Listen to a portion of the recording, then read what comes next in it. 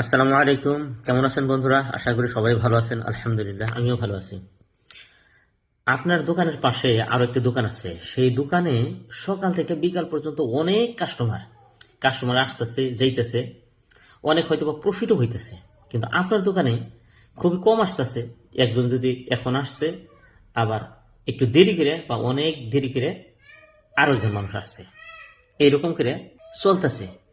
এই অবস্থা দেখে যে অন্য দোকানে অনেক কাস্টমার, আপনার মনে একটি হিংসাভাব বা ঈর্ষাভাব জন্মায়। এই ঈর্ষাভাব বা হিংসাভাব কেন জন্মে? এটা তো ঠিক না। তার দোকানে বিক্রি বেশি হইতেছে, এটা তার ব্যাপার। তার যদি লাভ হইতেছে, তার লাভ হইতেছে।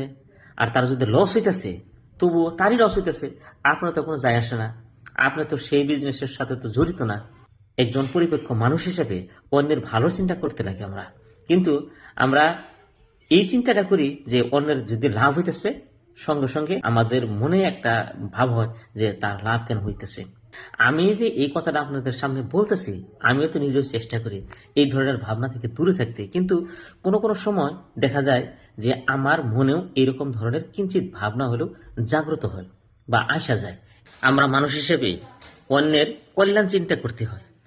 তা বাদ দিয়ে আমরা চিন্তা করতেছি কি, অন্যের যদি ভালো হইতেছে, সঙ্গে সঙ্গে আমরা ভাবতেছি কি যে অন্যের কেন ভালো হইলো, আমার কেন লস হইলো, আমার কেন ভালো হইলো না।